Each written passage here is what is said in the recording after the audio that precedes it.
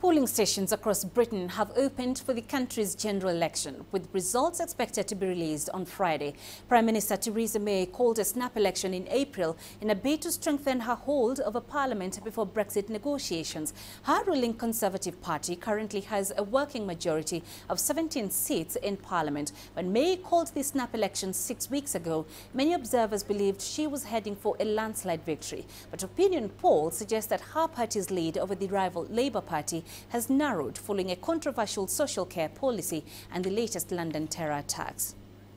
And as we reported earlier, the UK heads to the polls for another general election. Those results expected on Friday. Let's get more now from Dan Williams. He's live for us in London. Dan, how is that voting process getting along, and what sort of turnout is being projected?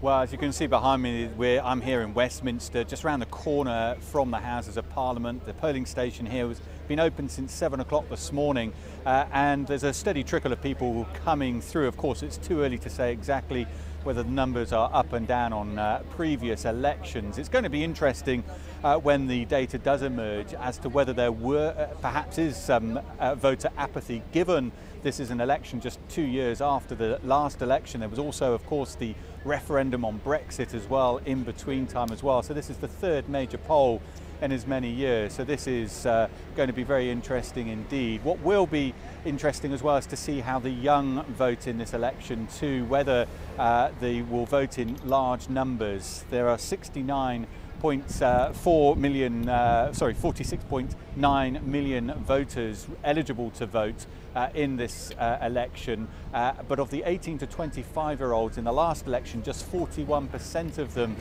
ended up voting, and that will, of course, if that happens, then the Labour supporters, of which, according to the polls, are made up with significant youth support, well, then that could of course harm their chances. But there's still quite a significant amount of time to go in this on this voting day. This polling station, as well as the 40,000 other polling stations across the country, they are open until 10 o'clock this evening. So a lot of time to go before we then will get a better picture and the results will start to come in as to how this 2017 election has fared.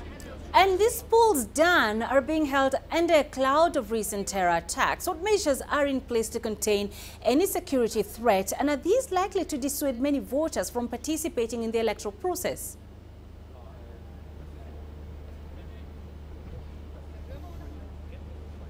Well, certainly this is an election that is under this shadow. We've had these two attacks in the last or during this election campaign. It's halted the election campaign as well on those two occasions following the attacks in Manchester and London.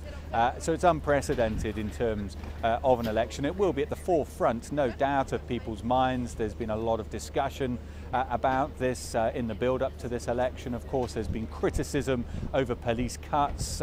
There's also been a lot of talk about cutting down on human rights if that protects the country. So there's been a lot of discussion in the build-up to this election in terms of security. In terms of the security today, the police say that there will be a heightened sense of security across the country in order to make sure that this can be a day that passes off peacefully, that nothing can interrupt the democratic process from taking place. But police also urging the public to be vigilant, but to also go out and vote, to continue with the process. But of course, whoever comes to power, the terrorism issue will remain, of course, and that will be the key issue for anybody that comes in, and certainly that will be at the forefront of the voters' minds as they come to cast their votes at these polling stations across the country.